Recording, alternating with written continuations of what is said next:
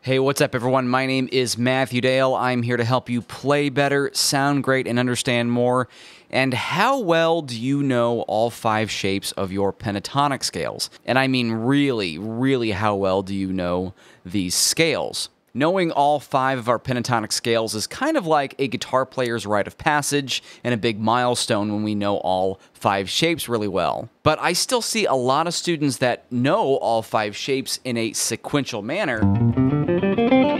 Type 1, Type 2,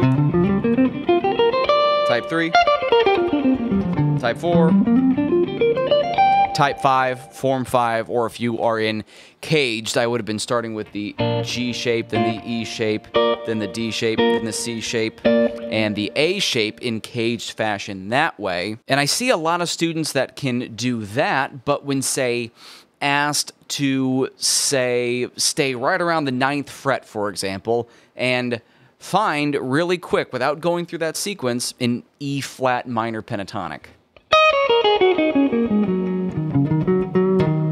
And there's our E-flat minor pentatonic.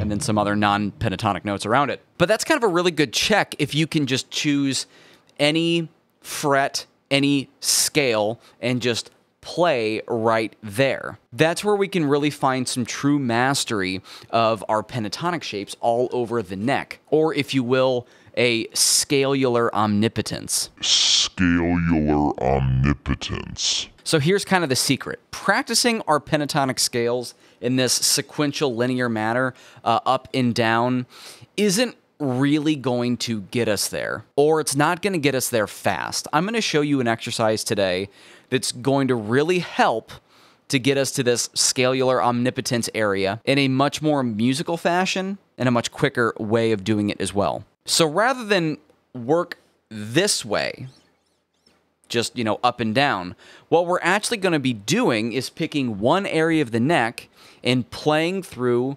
diatonic pentatonic scales. Now, I'll circle back around to that in a second, but I'm just going to start this in C, and if I play this C major pentatonic, I'm going to play through other pentatonic scales without moving my hand.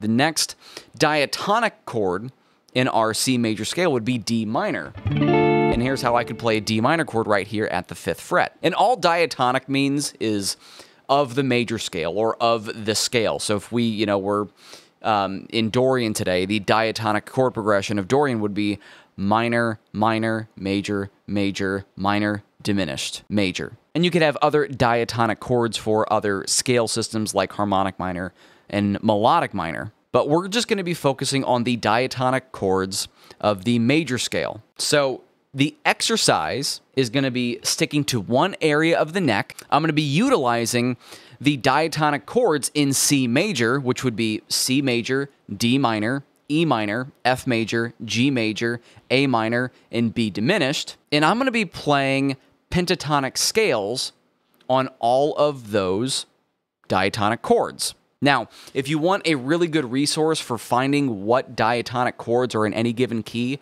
my Essential Music Theory cheat sheet is fantastic for that. I've got all of the keys written out, diatonic triads in all of our keys, diatonic 7 chords in all of our keys, and a whole plethora of other great quick access music theory knowledge stuff. So, if you want to brush up on your music theory, go to matthewdale.com/theory or hit the link in the description box below, and you can download this cheat sheet for yourself. So what do I mean we're going to be playing pentatonic scales on top of the other chords? So here's C major pentatonic, D minor, and we're going to be playing a minor pentatonic with our minor chord, D minor pentatonic. And when we practice scales like this, we have to shift our reference. It's no longer a what's the next shape in a sequence. The mental processes that are going on in your brain are, how do I construct the scale in this given area? And you've probably never thought of it this way, but there's actually only 2 ways to construct a pentatonic scale. Yes, there's 5 shapes, but there's actually only 2 ways to build the scale, and here's what I mean. When I started with this C major shape,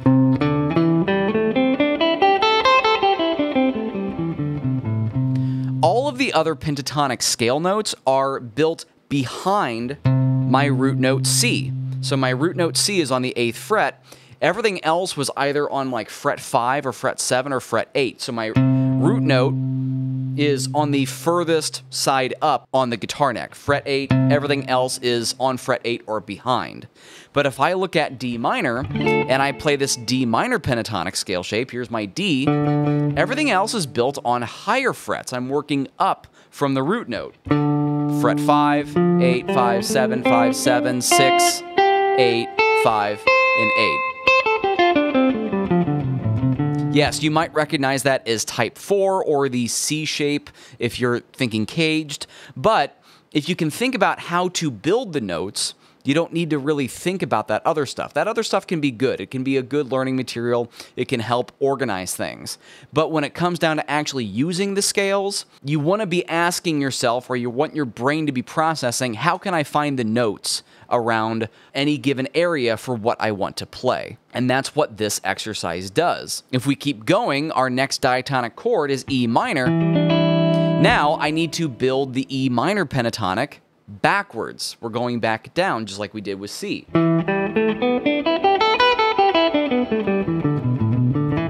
You might know that as type 3. But again, I'm not thinking, whenever I improvise a solo and I'm using pentatonic scales, I'm not thinking, ooh, I bet type 4 would sound really good here, right? We don't think that. I'm just trying to go for the notes that I want to express. And this is training our brain to find the notes around a given root note. If I keep going, now the next diatonic chord is F. I'm working behind my F root note. And yes, this is the exact same shape as our D minor pentatonic, because D minor and F major are relative major and minor, but our framework has changed, right? I'm thinking about the F more than I am the D, and I'm thinking about notes that work well on F. F, A, C, F, A, C. There's our F major triad. Playing a D on an F chord is kind of lower on my tonal priority than, say, playing either an F, an A, a C, or maybe an E if I'm going for a major 7 sound. Let's keep going. Here's G, and now I'm working ahead of the root note. And yes, it's the same shape as the E minor pentatonic, but I think you get the idea by now. Let's keep going. Let's do A minor, which is going to be working ahead. There's my A minor. And sometimes it's actually good to find chord shapes out of these pentatonic scales as well, so that you can kind of connect the idea of your chords and your scales together too. So there's my A minor. It's an A minor bar chord shape. Now next, we have major pentatonic and minor pentatonic. We don't really have a diminished pentatonic. I mean, we could make one. I could play B diminished pentatonic, which would sound like this.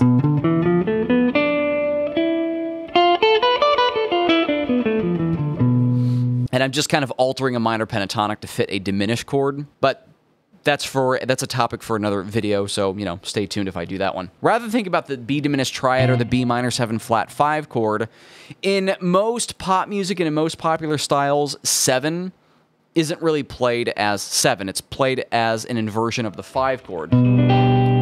So this is G with B in the bass. So I'm going to start on B, but I'm going to play my G major pentatonic again.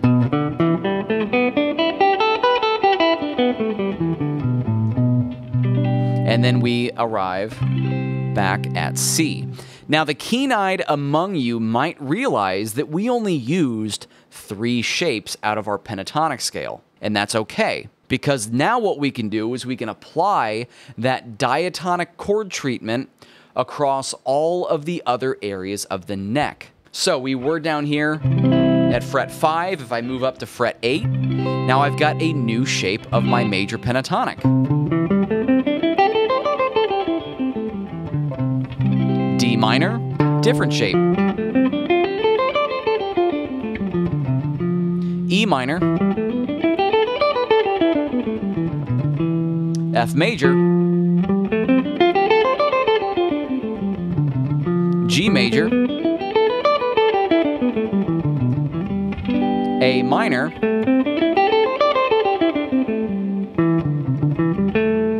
B diminished, which is going to be G over B again,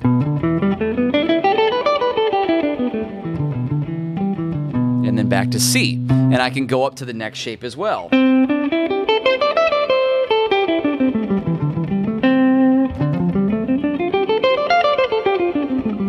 I think you kind of get the idea. I don't need to sit here and, play through all of these. You can do that on your own time. Now let's reorganize again real quick. If we take a look at all of our pentatonic scale shapes, as I said, the scale shapes themselves are either being built behind the root note or ahead of the root note. But where does that root note fall on the guitar? We can organize all of these shapes by either finding a root note on the E string, the A string, or the D string. And here's how the math works out. Our low E string has two shapes, one behind, one forward. Our A string has two shapes, one behind, one forward. And our D, if you're with me so far, our math, only has one, and that's just moving forward. So I'm going to go back to playing this in a linear fashion. I'm going to start at this C down here, A string, root, moving forward.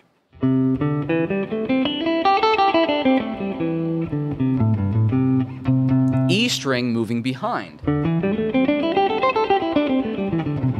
E string moving ahead.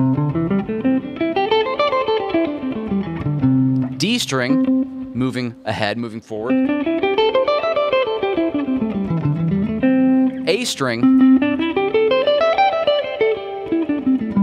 moving forward, and then I'm back to A string moving ahead. And then same shapes, but different reference point for our minor pentatonics. It's the same rules apply. I'll do this in A minor. So A moving behind. Root was on the E string. E string now moving ahead. Now, D string moving ahead. And then A string moving behind.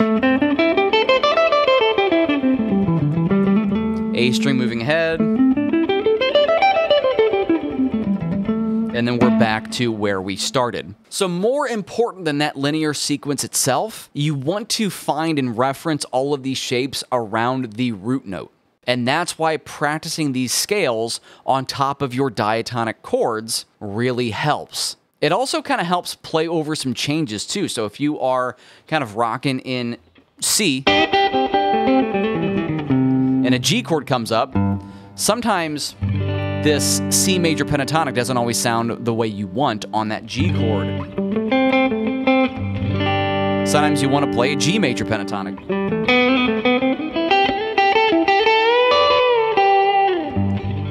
And then you can find that.